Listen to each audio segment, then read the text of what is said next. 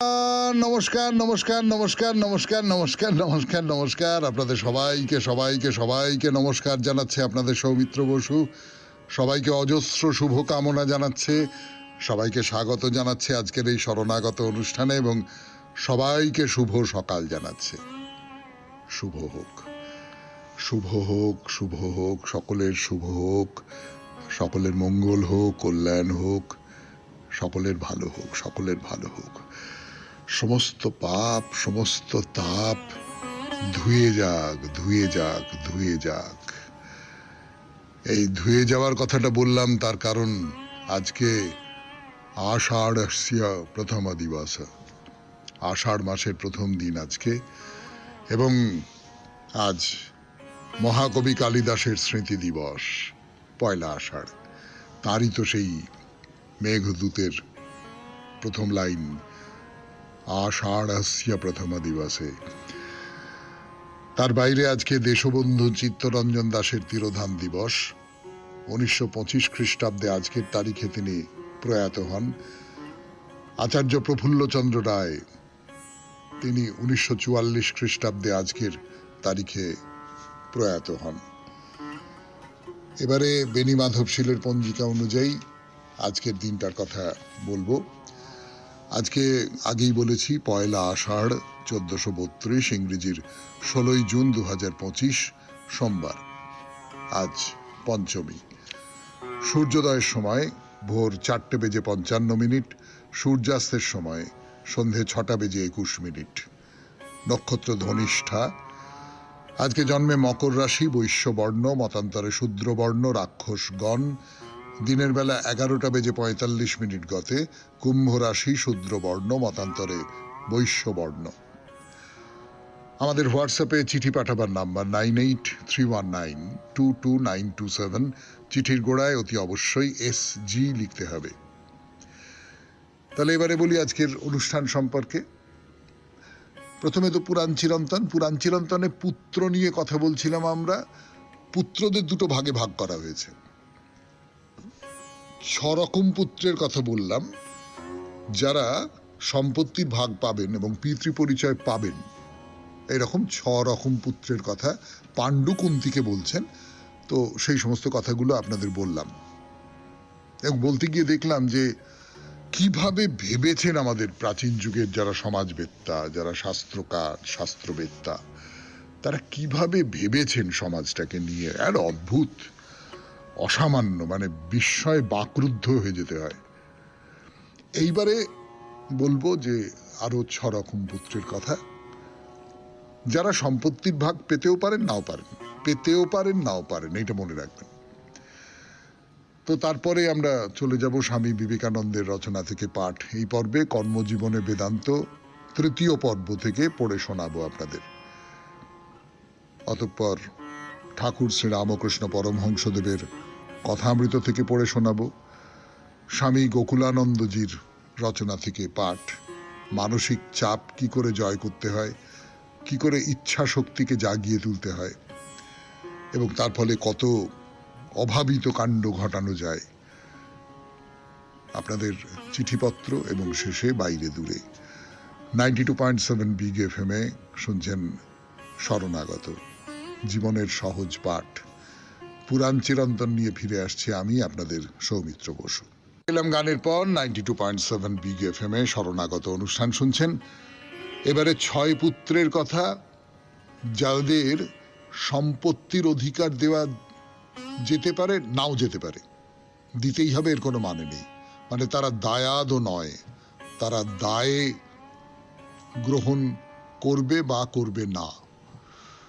এই যে 6 রকমের পুত্র যাদের কথা পাণ্ডু কুন্তিকে বলছেন, তাদের মধ্যে প্রথম হচ্ছেন দত্ত। দত্ত মানে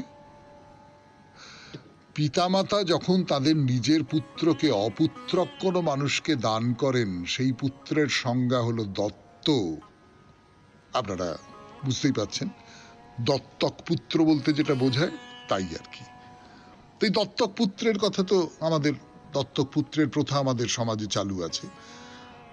আমি পুত্রটিকে গ্রহণ করলাম, আমি পুত্রটিকে দত্তক নিলাম। এবং এখানে এই যে যিনি পুত্রকে দিচ্ছেন এবং যিনি পুত্রকে নিচ্ছেন তাদের মধ্যে যে দেওয়া নেওয়াটা, সেটা এইরকম করে ব্যাখ্যা করা যায় যে বাবা মার কোনো পুত্র সন্তান নেই বলে এক ধরনের একটা আধ্যাত্মিক বিপদ আছে। তো পুত্রই তো আমার যা কিছু অপূর্ণ কাজ সেগুলো সম্পূর্ণ করবে, এই এই এই এই জায়গা থেকে। এবং নিশ্চয়ই যে তাদের যে বাৎসল্য, সেই বাৎসল্যকে তারা ব্যবহার করতে পারছেন না, তার ফলে একটা কষ্ট আছে, যন্ত্রণা আছে।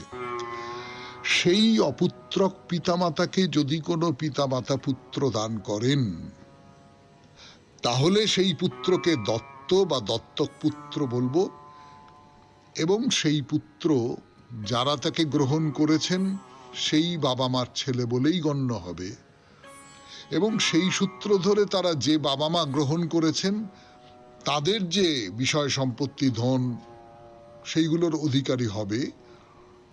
কিন্তু জন্মদাতা বাবা মার উত্তরাধিকার সে নাও পেতে পারে, সে যে পাবেই এমনটা নয়। মনু এই দত্তক পুত্রের একটা নাম দিচ্ছেন দদ্রিম পুত্র, দদ্রিম। অন্যদিকে অপুত্রক পিতামাতাকে দত্তক দেওয়ার পরে পুত্র যদি বড় হয়ে ওঠে, তাহলে মূল জনক জননী তো পুত্রকে ফেরত চাইতে পারেন। তো মনু বলছেন যে না, একটা অনুষ্ঠান হবে, একটা ধর্মানুষ্ঠান, সেখানে জলদানের মাধ্যমে এই দত্তক ব্যবস্থা করা হবে। মানে আমাদের এখানে যেরকম আইন আছে যে না, তুমি আর ফিরিয়ে নিতে পারবে না, তুমি দত্তক করে দিলে, তোকে দান করে দিলে, এবং সেটা আইনসম্মতভাবে দান করে দিলে, আবার ফিরিয়ে নিতে পারবে না তুমি কোনোভাবেই।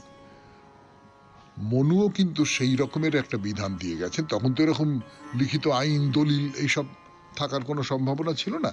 তখন একটা ধর্মানুষ্ঠানের মধ্যে দিয়ে তুমি এইটা করলে, এইরকম কথা বলছেন। শুনছেন পুত্র নিয়ে কথা, দত্ত বা দত্তক পুত্রের কথা বলছি 92.7 বিগ FM এ শরণাগত অনুষ্ঠানে। ফিরে আসছি গানের পর। দত্ত বা দত্তক পুত্রের কথা বলা হচ্ছে, কিন্তু এটা মনে রাখবেন যে দত্তক পুত্রই হতো না, দত্তক কন্যাও হতে পারত। মহাভারতে বা রামায়ণে কন্যারাও দত্তক হিসেবে তাদের নিঃসন্তান স্বামী স্ত্রী তাদের গ্রহণ করেছেন। যেমন ধরুন রামায়ণে দশরথের যে মেয়ে শান্তার কথা এসেছে, দশরথের জামাই বলবো কিনা জানি না, জামাইয়ের মতন ঋষ্যশৃঙ্গের কথায় সেই কাহিনী আপনারা সকলে জানেন। তো এই শান্তা দশরথের মেয়ে, কিন্তু দশরথের কোন মহিষীর গর্ভজাত সেইটা জানা যায় না। মানে দশরথের মেয়ে, কিন্তু শান্তার মাতৃ পরিচয়টা জানতে পারা যাচ্ছে না। দশরথের অবশ্য অনেক স্ত্রী ছিলেন, তো তাদের কারুর কন্যা বলেই অনুমান করা হয়, কিন্তু কার কন্যা সেটা কিন্তু রামায়ণে বলা নেই। শান্তাকে দশরথের বন্ধু অঙ্গরাজ রোমপাদের কাছে কিভাবে দত্তক দেওয়া হলো সেটা খুব পরিষ্কার করে রামায়ণের প্রধান সংস্করণগুলোতেও নেই। কিন্তু তবে কোন কোন টিকায়, রামায়ণের তিলক টিকা, রামায়ণ শিরোমণি টিকায় একটা উদ্ধৃতি আছে যেখানে অঙ্গরাজ রোমপাদ জামাই ঋষ্যশৃঙ্গের সঙ্গে দশরথের পরিচয় করিয়ে দিচ্ছেন শ্বশুর হিসেবে। তো এই রামায়ণ শিরোমণি টিকা ওই একই শ্লোক উদ্ধার করে বলছেন এটা পৌরাণিকই গাথা। অন্য আরেকটা রামায়ণের যে গৌড়ীয় সংস্করণ, সেখানে বলা হচ্ছে অঙ্গদেশের রাজা রোমপাদ, যিনি দশরথের পরম বন্ধু ছিলেন, তিনি তার ঋষি জামাতা ঋষ্যশৃঙ্গের অযোধ্যাপতি দশরথের সঙ্গে পরিচয় করিয়ে দিয়ে বলছেন, এই হলেন রাজা দশরথ, আমার পরম প্রিয় বন্ধু। আমি যখন সন্তানহীন অবস্থায় দশরথের কাছে বলেছিলাম যে আমায় পুত্রকৃত্য দান করবার জন্য তোমার মেয়েটিকে আমায় পুত্রী হিসেবে দান করো, আমি এই প্রার্থনা করার পর এই দশরথ রাজা তার অতি প্রিয় সুন্দরী মেয়েটিকে আমায় দান করেছিলেন। এই মেয়েটির নাম শান্তা। তাহলে শান্তা হচ্ছে দশরথের দান। এই দত্তক কন্যার সূত্রেই অঙ্গরাজ রোমপাদ ঋষ্যশৃঙ্গকে বলেছেন, এই কন্যার সূত্রে দশরথ রাজাও তোমার শ্বশুর হলেন, আমার মতো তিনিও তোমার শ্বশুর। শুনলেন পুরাণ চিরন্তন 92.7 বিগ এফএম এ শরণাগত অনুষ্ঠানে। গানের পর স্বামী বিবেকানন্দের রচনা থেকে পাঠ। গান শেষ, কথা শুরু 92.7 বিগ এফএম এ শরণাগত অনুষ্ঠানে। কর্মজীবনে বেদান্ত তৃতীয় পর্ব, স্বামী বিবেকানন্দের রচনা থেকে পাঠ। যতটা পড়েছিলাম তারপর থেকে পড়ে শোনাই। সগুণ ঈশ্বর এই মূল সূত্রের আরেকটি উদাহরণ। আমরা পূর্বেই দেখিয়াছি সগুণ ঈশ্বরের ধারণাও এইরূপ সামান্যীকরণের ফল। ইহা হইতে পাওয়া গিয়াছে এইটুকু যে সগুণ ঈশ্বর সমুদয় জ্ঞানের সমষ্টির স্বরূপ। কিন্তু ইহাতে একটি শঙ্কা উঠিতেছে, ইহা তো পর্যাপ্ত সামান্যীকরণ হইল না। আমরা প্রাকৃতিক ঘটনার একটা দিক অর্থাৎ জ্ঞানের দিকটি লইলাম, তাহা হইতে সামান্যীকরণ প্রণালীতে সগুণ ঈশ্বরে উপনীত হইলাম, কিন্তু বাকি প্রকৃতির অন্য একদিক বাদ গেল। সুতরাং এই সামান্যীকরণ প্রথমত অসম্পূর্ণ। ইহাতে আরেকটি ত্রুটি আছে, তাহা দ্বিতীয় সূত্রের অন্তর্গত। প্রত্যেক বস্তুকে তাহার নিজ স্বরূপ অবলম্বনেই ব্যাখ্যা করিতে হইবে। অনেক লোক হয়তো একসময় ভাবিত মাটিতে যাহা কিছু পড়ে তাহা ভূতেই ফেলিতেছে, কিন্তু মাধ্যাকর্ষণই ইহার যথার্থ ব্যাখ্যা। আর যদিও আমরা জানি ইহা সম্পূর্ণ ব্যাখ্যা নয়, তথাপি ইহা অপর ব্যাখ্যা হইতে যে অনেক ভালো তাহা নিশ্চয়। কারণ একটি ব্যাখ্যা বস্তুর বহিস্থ কারণ হইতে, অন্যটি বস্তুর স্বভাব হইতে লব্ধ। এইরূপ আমাদের সমুদয় জ্ঞানের সম্বন্ধেই যে কোনো ব্যাখ্যা বস্তুর প্রকৃতি হইতে লব্ধ তাহা বৈজ্ঞানিক, আর যে কোনো ব্যাখ্যা বস্তুর বহির্দেশ হইতে লব্ধ তাহা অবৈজ্ঞানিক। এখন সগুণ ঈশ্বর জগতের সৃষ্টিকর্তা, এই তত্ত্বটিকেও এই সূত্র দ্বারা পরীক্ষা করা যাক। যদি এই ঈশ্বর প্রকৃতির বহির্দেশে থাকেন, যদি প্রকৃতির সঙ্গে তাহার কোনো সম্বন্ধ না থাকে, এবং যদি এই প্রকৃতি শূন্য হইতে সেই ঈশ্বরের আজ্ঞায় উৎপন্ন হয়, তাহা হইলে স্বভাবতই ইহা অতি অবৈজ্ঞানিক মত হইয়া দাঁড়াইল। আর চিরকাল সগুণ ঈশ্বরবাদের ইহাই একটি দুর্বলতা। এই মতে ঈশ্বর মানব গুণ সম্পন্ন, শুধু মানবিক গুণগুলি বহু পরিমাণে বর্ধিত। ঈশ্বর শূন্য হইতে এই জগৎ সৃষ্টি করিয়াছেন, অর্থাৎ তিনি জগৎ হইতে সম্পূর্ণ পৃথক। একেশ্বরবাদে এই দুইটি দোষ দেখিতে পাওয়া যায়। আমরা পূর্বেই দেখিয়াছি, প্রথমত সগুণ ঈশ্বরবাদ পর্যাপ্ত সামান্যীকরণ নয়। দ্বিতীয়ত ইহা প্রকৃতি হইতে লব্ধ তথ্যর দ্বারা প্রকৃতির ব্যাখ্যা নয়। এই মতবাদে কারণ হইতে কার্য সম্পূর্ণ পৃথক। কিন্তু মানুষ যতই জ্ঞান লাভ করিতেছে, ততই তাহার এই ধারণা বাড়িতেছে যে কার্য কারণের রূপান্তর মাত্র। আধুনিক বিজ্ঞানের সমুদয় আবিষ্ক্রিয়া এই দিকেই ইঙ্গিত করিতেছে। আর আধুনিক সর্ববাদী সম্মত ক্রমবিকাশবাদের তাৎপর্যই এই যে কার্য কারণের রূপান্তর মাত্র। এই কারণও আবার এক পুরাতন কারণের কার্য। শূন্য হইতে সৃষ্টি আধুনিক বৈজ্ঞানিকদের নিকট উপহাসের বিষয়। শুনলেন স্বামী বিবেকানন্দের রচনা থেকে পাঠ। 92.7 বিগ এফএম এ শুনছেন শরণাগত। ঠাকুর শ্রী রামকৃষ্ণ পরমহংসদেবের কথামৃত থেকে পড়ে শোনাচ্ছি। আমি আছি আপনাদের সঙ্গে, আপনাদের সৌমিত্র বসু। শুনছেন 92.7 বিগ এফএম এ শরণাগত। হোক জীবনের সুর বদল। ঠাকুর বলছেন যে আচ্ছা, আমার এই লোকে বলে যে এই লোকটা এত সাধু, এত বড় সাধু, এত তার নামডাক, এত তার চারপাশে বড় বড় লোকেরা সব ভিড় করে আসে, তা এই লোকটার অসুখ করে কেন? এই লোকটা ভোগে কেন? আর পাঁচজন মানুষের মতন, সাধারণ মানুষের মতন। তা এর একটা কারণের কথা এর আগের দিন আপনাদের বলছিলাম আমি। সেটা হচ্ছে, বাবা তুমি শরীরটা ধারণ করেছো তো, তুমি তো মানব শরীর ধারণ করেছো। মানব শরীরটা যদি তুমি ধারণ করো, তাহলে মানব শরীরের যা কিছু বাধ্যতা, যা কিছু শর্ত, সেইগুলো তোমাকে মেনে চলতে হবে। এখানে তো কিছু করবার নেই। আর একটা কারণের কথাও বলা হচ্ছে, গোস্বামী বলছেন যে আপনার যে অসুখ সে পরের জন্যে, যারা আপনার কাছে আসে তাদের অপরাধ আপনার নিতে হয়, সেই সমস্ত অপরাধ পাপ নেওয়াতে আপনার অসুখ হয়। তাহলে এইটা একটা, আমার না মানে আমি জানি না আপনারা এই দুয়ের মধ্যে কোনো মিল পাবেন কিনা, কিন্তু আমার কিরকম ধরিত্রী মাতার কথা মনে পড়ে যায়, বসুন্ধরার কথা মনে পড়ে যায়। আমাদের যত কিছু পাপ, সেই পাপকে বসুন্ধরা ধারণ করছেন, আর তার ফলে তিনি ভেতরে ভেতরে জীর্ণ হয়ে পড়ছেন। এরকম একটা ছবি মনের মধ্যে জাগে।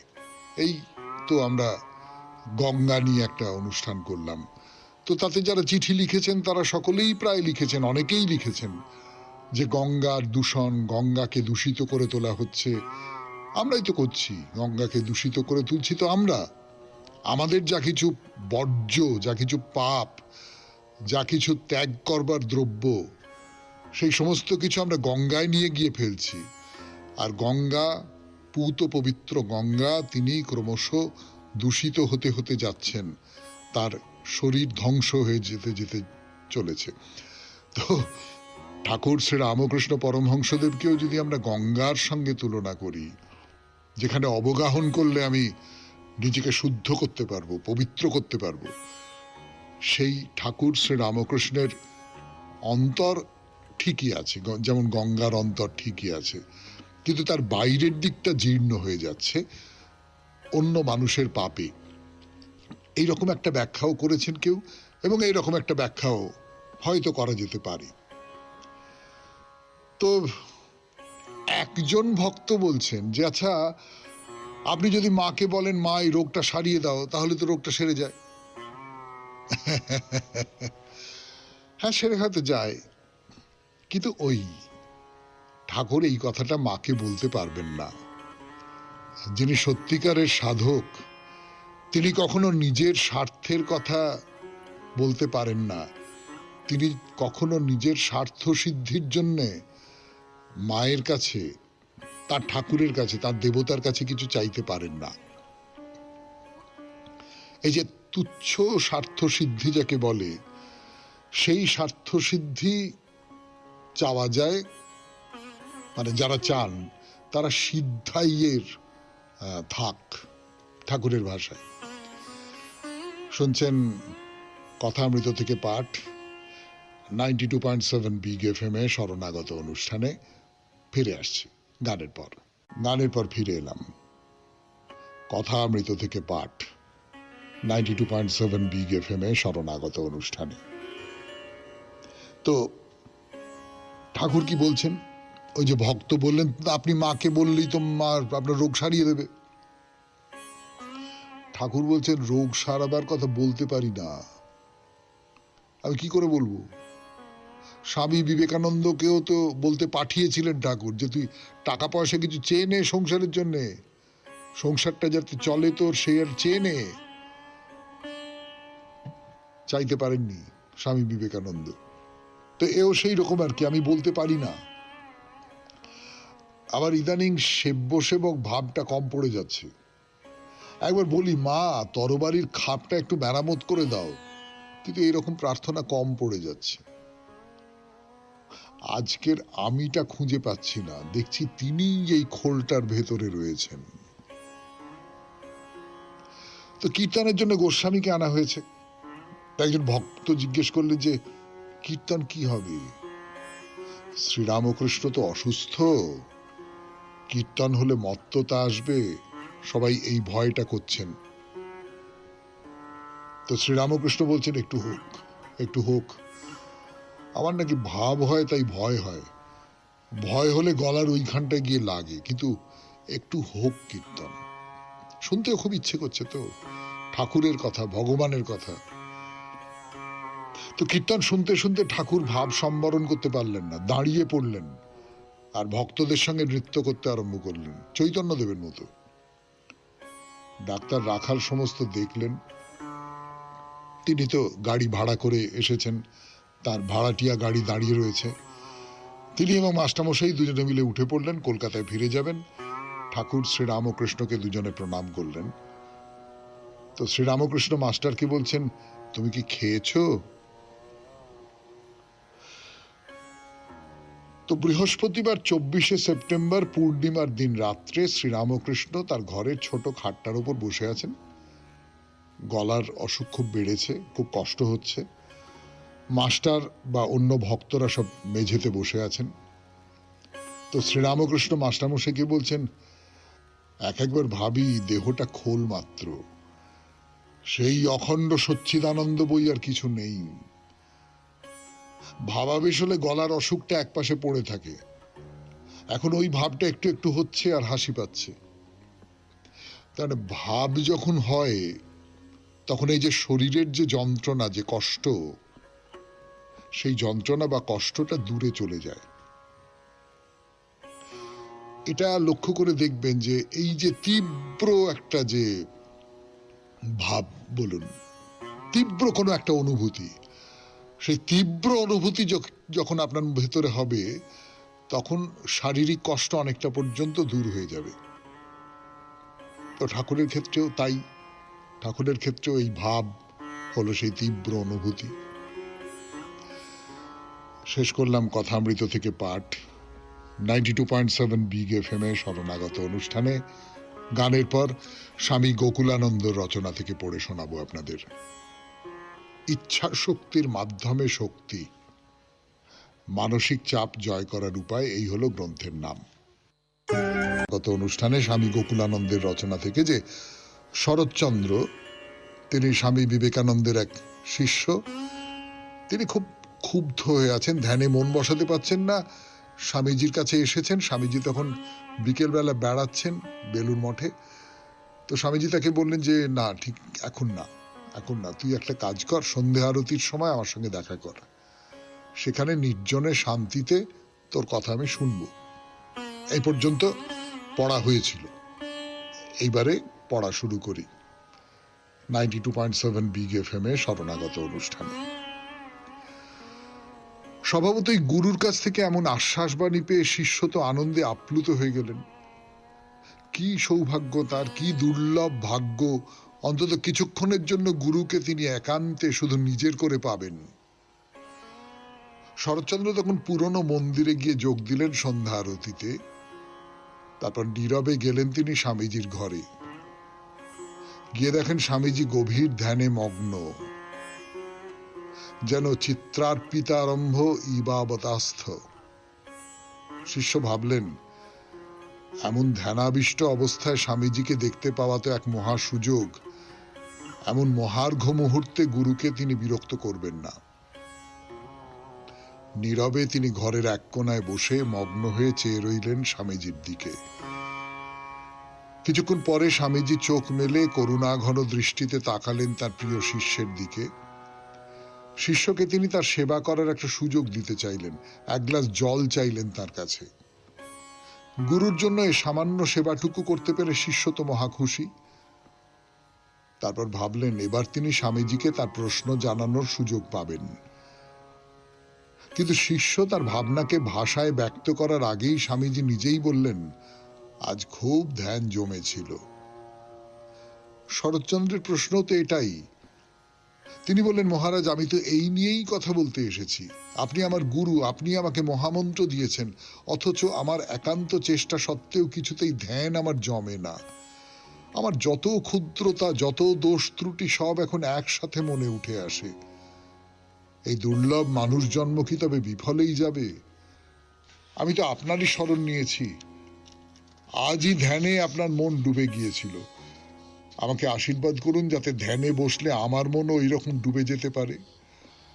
আমার মন এত চঞ্চল যে শুধুই নানান দিকের অভিমুখী হয়। দয়া করে আমাকে সাহায্য করুন যাতে ধ্যানে স্থির হতে পারি। স্বামীজি শুনলেন শিষ্যের কথা। তারপর বললেন, তুই আমার একান্ত স্নেহের, আমি তোকে নিশ্চিত করে বলছি যে সাফল্য তুই পাবি, কিন্তু তোর বয়সটা খুব কম, আরে কম বয়সে মানুষ তো সাধারণত অধৈর্যই হয়, অপেক্ষা কর, সময়ে সবকিছু পাবি। শিষ্য তো তৎক্ষণাৎ হাতে হাতে তার সমস্যার সমাধান পেতে উদ্গ্রীব। তিনি গুরুকে বললেন, অনির্দিষ্ট কাল ধরে অপেক্ষা করার ধৈর্য আমার নেই। তিনি চান সেই সন্ধ্যাতেই গুরু তাকে তার জাদুমন্ত্রের মতো বাণী প্রদান করুন। স্বামীজি ছিলেন এক পরিপূর্ণ আদর্শ শিক্ষক, তাই শিষ্যের কথায় তিনি চটে উঠলেন না, শুধু বললেন, কালে কীট পতঙ্গ সব মুক্ত হয়ে যাবে, আর তোরা তোরা আমার শিষ্য, তোরা মুক্ত হবি না? মন তো নিশ্চয়ই স্থির হবে, যা চাস সব পাবি, শুধু 4টি জিনিস মনে রাখ, শ্রদ্ধাবান হ, বীর্যবান হ, আত্মজ্ঞান লাভ কর, আর পরহিতায় জীবন পাত কর। এই আমার ইচ্ছা ও আশীর্বাদ। শুনলেন স্বামী গোকুলানন্দের রচনা থেকে পাঠ, 92.7 বিগ এফএম এ শরণাগত অনুষ্ঠানে। এখন আপনাদের চিঠি, গানের পর। বিগ এফএম এ শরণাগত অনুষ্ঠান শুনছেন। চিঠি পড়ছি, লিখেছেন সবিতা রায়চৌধুরী, হাওড়া শিবপুর বি গার্ডেন থেকে। পড়ে শোনায় চিঠি। শ্রদ্ধেয় সৌমিত্রবাবুকে আমার সশ্রদ্ধ প্রণাম এবং সকল শ্রোতা বন্ধুদের জানাই আন্তরিক ভালোবাসা। আজকের বিষয়ে মা গঙ্গা, মাকে আমার ভক্তিপূর্ণ প্রণাম। আমার বাবার বাড়িটি হলো বোটানিক্যাল গার্ডেনের একদম পাশে। মা গঙ্গার আশীর্বাদে বাড়ির ছাদ থেকে পেতাম রোজ তার দর্শন। প্রতিদিন কত কত মানুষ আসতো পুণ্য স্নান সারতে। বাবার হাত ধরে এই গঙ্গায় গিয়েই সাঁতার শেখার শুরু। কখন যে শিখে ফেললাম বুঝতেও পারিনি। পাড়ার পুকুর এপার ওপার করে সাঁতার শেখার যে মজা, সেটা উপলব্ধি করতে পারলাম। তারপর ঠাকুমার সাথে বাবার সাথে গিয়ে গঙ্গায় সাঁতার কাটা এক অদ্ভুত আনন্দ ছিল। বাবাকে হারিয়ে সংসারের দায়িত্ব যখন এলো কাঁধে, চাকরি জীবনে পা রাখলাম। সেই চাকরি জীবনের শুরু ছিল এই মা গঙ্গারই পাশে গড়ে ওঠা একটা আমেরিকান প্রজেক্টের কাজ হওয়া একটি কোম্পানিতে। অফিসে থাকাকালীন প্রতিটা মুহূর্তে কানে আসতো কল্লোলিনী মায়ের বয়ে যাওয়ার ধ্বনি। কখনো জোয়ারের জন্য জলে ভর্তি হয়ে যাচ্ছে, কখনো কোটালের জন্য বান, আবার কখনো ভাটা। এই সব দেখতে দেখতে জীবনের কতগুলো বছর, চাকরি জীবন শেষ হয়ে গেল, বুঝতেও পারলাম না। তাই আজকের বিষয়টি আমার জীবনের এক বিশেষ জায়গা জুড়ে রয়েছে বলে এই লেখা। যদি পাঠযোগ্য হয় বাধিত থাকব। সকলকে আবারও আমার আন্তরিক শুভেচ্ছা ও ভালোবাসা জানিয়ে শেষ করলাম। সবাই সুস্থ থাকবেন, আনন্দে থাকবেন এই কামনা করি। Sabita Raychaudhuri, Howrah Shibpur B garden.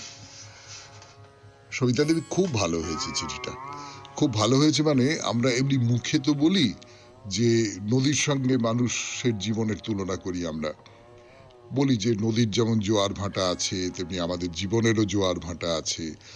নদী যেমন একেবারে ভরা খাতে ছলছল করে বয়ে যায়, জীবনও তাই। আবার কখনো কখনো ভাটার সময় যখন শুকিয়ে যায়, দুপাশের পাঁক বেরিয়ে পড়ে, তেমনি করে জীবনও তাই। তো এরকম করে তো আমরা বলি, কিন্তু আপনি যেটা দেখেছেন সেটা হচ্ছে যে গঙ্গা সবসময় আপনার পাশে পাশে আছে। মানে আমরা ছোটবেলার সেই বাড়িতে, বাড়ির পাশে গঙ্গা, গঙ্গায় স্নান, গঙ্গা দর্শন। আবার ঠিক তেমনি করে আপনি যখন চাকরি করছেন তখনও গঙ্গা, গঙ্গা ছলছল শব্দ, এই সবটা নিয়ে ভারী একটা মায়াময় বিবরণ দিয়েছেন আপনি। আপনাকে অনেক ধন্যবাদ। এরপরে গান, গানের পরে বাইরে দূরে 92.7 বিগ এফএম এ শরণাগত অনুষ্ঠানে। আমরা এখন আছি মিরিকে। মিরিক উত্তরবঙ্গের একটা খুব বিখ্যাত পর্যটন কেন্দ্র। মিরিকে মানে বাইরে দূরেতে 92.7 বিগ এফএম এ শরণাগত অনুষ্ঠানে। মিরিকে আমরা একটা ধর্মস্থান দেখব। উত্তরবঙ্গে, বিশেষ করে এই দার্জিলিং জেলায় যে জায়গাটায় আমরা ঘুরে বেড়াচ্ছি, সেই জায়গাটায় নিশ্চয়ই মন্দির আছে, নিশ্চয়ই মন্দির আছে, মসজিদ আছে, গির্জা আছে, সবটা তো আছেই, কিন্তু সবচেয়ে বেশি করে আছে সম্ভবত এই বৌদ্ধ স্তূপগুলো বা বৌদ্ধ মনস্টারিগুলো বা বৌদ্ধ মঠ যেগুলোকে বলে, সেই মঠগুলো সবচেয়ে বেশি করে আছে। তার একটা খুব সহজ কারণ আমরা সকলেই জানি, আলাদা করে বলবার কোনো দরকার আছে বলে মনে হয় না। সেটা হচ্ছে যে বৌদ্ধ ধর্ম বিশেষ করে এই ধরনের মানুষের মধ্যে খুব বেশি করে সঞ্চারিত হয়েছিল। বুদ্ধদেব নিজে নেপালের মানুষ ছিলেন এবং তার যে ধর্মমত, সেই ধর্মমত এই ধরুন তিব্বতী, নেপালি, লেপচা, এই যে জনগোষ্ঠী, এই জনগোষ্ঠীর মধ্যে প্রভূত পরিমাণে ছড়িয়ে পড়েছিল। ফলত তার সম্মানে, তার স্মৃতিতে, তার কথা মনে রেখে, তার মতে ধর্ম উপাসনা করবার আকাঙ্ক্ষা নিয়ে প্রচুর এই ধরনের ধর্মস্থান তৈরি হয়েছে আমাদের এই যে এলাকাগুলো আমরা ঘুরে বেড়াচ্ছি, যেমন মিরিকে এখন এইরকম সব ধর্মস্থান রয়েছে। তার মধ্যে অন্যতম যে ধর্মস্থানটিকে আমরা দর্শন করব আজকে, তার নামটা খুব খটোমটো, আমাকেও খুব সাবধানে উচ্চারণ করতে হবে। তার নাম হচ্ছে বোকার জেডহন চোয়েকর লিং মনেস্টারি। এটা খুব কঠিন উচ্চারণ করা, বোকার জেডহন চোয়েকার লিং মনেস্টারি। আমরা খুব ছোট করে এর নাম দিচ্ছি বোকার মনেস্টারি। এইটা সুবিধে হবে, উচ্চারণ করতেও সুবিধে হবে আর মনের মধ্যে রেখে দিতেও সুবিধে হবে। তো এই যে চমৎকার একটি মঠ, এই মঠটা তৈরি হয়েছিল 1984 সালে। 1984 সালে তিব্বতীয় লামা, লামা মানে আপনারা জানেন বৌদ্ধ ধর্মগুরু, এই লামা, তার নাম হচ্ছে থুপটেন জোপো রিনপোজে, তার তত্ত্বাবধানে এই মঠটা তৈরি হয়েছিল। এবং এই যে মঠগুলো, আপনাদের এর আগে আমি একবার বলেছিলাম, সেই কথাটা আর একবার মনে করিয়ে দিই। সেটা হচ্ছে মঠ মানে কিন্তু কেবলমাত্র উপাসনা করবার জায়গা নয়। মঠ আসলে একটা শিক্ষা কেন্দ্র, অবশ্যই বৌদ্ধ ধর্মের শিক্ষা কেন্দ্র। এবং সেই বৌদ্ধ ধর্ম মানে কিন্তু একটা জটিল ব্যাপার, তাও আপনারা জানেন। বৌদ্ধ ধর্মের নানান রকমের ভাগ আছে, মহাযান, হীনযান, এবং সেই মহাযান ধর্ম মতো পরবর্তীকালে তার নানান রকমের রূপ নিয়েছে, ইত্যাদি ইত্যাদি ইত্যাদি ইত্যাদি। আরো অনেকগুলো যান তৈরি হয়েছে, বজ্রযান, সহজযান, কালচক্রযান ইত্যাদি করতে করতে করতে করতে নানান ভাগে, নানান, মানে সুন্দরবনের কাছে যেরকম নদী নদী নদী নদী অনেক শাখা নদীতে ভাগ হয়ে গেছে, ম্যাপে দেখলে বুঝতে পারা যায় যে অনেকগুলো টুকরো টুকরো নদী এদিক ওদিক বদ্বীপ তৈরি করতে করতে করতে করতে চলে গেছে। ঠিক তেমনি করে এই ধর্মমতটাও নানান রকমের ভাগ করে নিয়েছে। তো সে যাই হোক, এই ধর্মীয় শিক্ষাদানের জায়গা বা বিদ্যালয় বলেও আপনারা মনে করতে পারেন এই মঠকে। এবং আর একটা কথা বলবো, আপনাদের মধ্যে যারা শিল্প কাজের ব্যাপারে আগ্রহী, মানে যারা স্থাপত্য সম্পর্কে আগ্রহী, তারা যারা অঙ্কন সম্পর্কে আগ্রহী, কৌতূহলী, তাদের খুব ভালো লাগবে এই সমস্ত মঠ দেখতে, এই সমস্ত মঠ দর্শন করতে। এই তিব্বতীয় স্থাপত্য, তার ধরনটা আমাদের চোখ যে ধরনের স্থাপত্য দেখে অভ্যস্ত, যে ধরনের ছবি দেখে অভ্যস্ত, তার চেয়ে অনেকটা পর্যন্ত আলাদা। তো সেই মঠের কথা বলবো আপনাদের 92.7 বিগ FM এ শরণাগত অনুষ্ঠানে, বোকার মঠের কথা। একটু গানের মঠে যেটা প্রথমেই দেখবার মতো, যেটা এর আগেও আপনাদের বলেছি, দেখিয়েছি, সেটা হচ্ছে একটি প্রার্থনা গৃহ থাকে। এবং সেই প্রার্থনা গৃহটি আমাদের এই যে মঠ, এই মঠে এই প্রার্থনা গৃহটি ভারী চমৎকার। বুদ্ধদেবের নামে প্রার্থনা করা হয়, খুব সুন্দর একটা প্রার্থনা গৃহ। তার বাইরে ধরুন ধর্মচক্র তো আছেই, উল্টোনো লাটাইয়ের মতন ধর্মচক্র, যেটায় হাত দিয়ে ঘুরিয়ে দিলে ভারী মিষ্টি একটা আওয়াজ হয় এবং সেই আওয়াজ কোথাও একটা পৌঁছে যায় কোথাও দেবতার কাছে, পরমের কাছে কোথাও একটা পৌঁছে যায়। আচ্ছা, সেই সমস্ত কথা বলা যাবে, তার আগে একটা দুটো কথা একটু বলে নি। মানে আমরা যেরকম বলি না, এই মিরিক, এই যে মিরিক নামটা, এই মিরিক নামটার মানে কি, এর উৎসটা কি, সেইটা নিয়ে দু একটা কথা তো আমাদের বলতে হবে। মিরিকে আছি যখন, তো এটা বুঝতেই পারছেন যে মিরিক যেটা এই এই যে মূল ভূখণ্ডের পর্যটন কেন্দ্র হয়ে উঠেছে অনেক পরে, তার আগে তো ওটা একটা এমনিও স্থানীয় পাহাড়ি জায়গা ছিল। পাহাড়ি জায়গায় হয়তো হাট ছিল, সেই হাটে নানান অঞ্চলের মানুষজনেরা আসতেন, তিব্বতের মানুষেরা আসতেন, লেপচা, নেপালি ইত্যাদি ইত্যাদি ইত্যাদি ইত্যাদি যারা জনজাতির মানুষ তারা আসতেন, তাদের একটা মিলনের জায়গা ছিল। আর প্রচুর প্রচুর প্রচুর চা বাগান ছিল চারপাশে, প্রচুর চা বাগান। তো এই যে মিরিক নামটা, এই মিরিক নামটা লেপচাদের দেওয়া, মানে লেপচা ভাষায় এই মিরিক শব্দটা এসেছে মির ইয়াক থেকে। মির ইয়াক মানে কি, মানেটা কিন্তু খুব অদ্ভুত। কেন এই নাম বা কেন এই শব্দটা থেকেই জায়গার নামটা হলো আমি জানি না। মির ইয়াক মানে হচ্ছে সেই জায়গা যেটা আগুনে পুড়ে গেছে। তার মানে এখানে কি আগুন লাগার কোনো একটা ইতিহাস আছে, এইরকম একটা নাম যে দেওয়া হলো। যদি থেকে থাকে আমি আমি তার কোনো খোঁজ রাখি না, মানে আমি জানি না আর কি। আমি খানিকটা খোঁজ খবর করবার চেষ্টা করেছিলাম, কিন্তু এই আগুনে পুড়ে গিয়েছিল কোনো সময়, হয়তো খুব বড় অগ্নিকাণ্ড হয়েছিল, নিশ্চয়ই হতেই পারে, তার ফলে এই মিরিক নামটা তৈরি হয়েছিল। কোথাও সেই স্মৃতি হয়তো থেকে গেছে। এমনিতে অপূর্ব সুন্দর জায়গা, আপনারা গেছেন? মানে এইটা বলতে আমার কিরকম এটা লাগছে, তার কারণ হচ্ছে যে এই অঞ্চলের যে পর্যটন কেন্দ্রগুলো রয়েছে সবগুলো সম্পর্কে একই কথাই বলতে হবে, অপূর্ব সুন্দর জায়গা। মানে পাহাড় পাহাড় পাহাড়, সবুজ পাহাড়, পাহাড়ের সবুজ বন, এবং তার মধ্যে দিয়ে আপনি হেঁটে চলে বেড়াচ্ছেন, বড় বড় সমস্ত বার্চ গাছের সারি, টুপটাপ টুপটাপ করে শিশির পড়ছে, অপূর্ব দৃশ্য আর কি। তো এই মিরিক সম্পর্কে যে কথাটা বলবার, সেইটা হচ্ছে বিশেষ করে এইখানে একটা সরোবর আছে, একটা লেক আছে। এই লেকটার একটা পোশাকি নাম সুমেন্দু লেক, তবে আমরা একে মিরিক লেক বলেই জানি, লোকে মিরিক লেকই বলে থাকে। তো এই মিরিক লেকটা অবশ্যই প্রাকৃতিক লেক নয়, এটা তৈরি করা হয়েছিল। এটা তো পর্যটন কেন্দ্র হিসেবে যখন গড়ে তোলা হয়, পশ্চিমবঙ্গ সরকার ঠিক করেন যেটা গড়ে তুলব, তখন এই লেকটা তৈরি করা হয়েছিল। কিন্তু খুব অলংকার হয়ে আছে এই যে জায়গাটা, তার একটা অলংকার। এই অলংকারের কথাতেই শেষ করি আজকে শরণাগত। আমাদের হোয়াটসঅ্যাপে চিঠি পাঠাবার নাম্বার 9831922927। চিঠির গোড়ায় অতি অবশ্যই SG লিখতে হবে। শেষ করব অবশ্যই রবীন্দ্রনাথের কবিতা দিয়ে।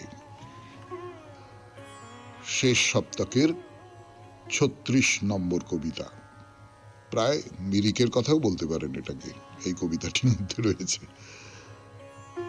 শীতের রোদ্দুর, সোনামেশা সবুজের ঢেউ স্তম্ভিত হয়ে আছে সেগুন বনে।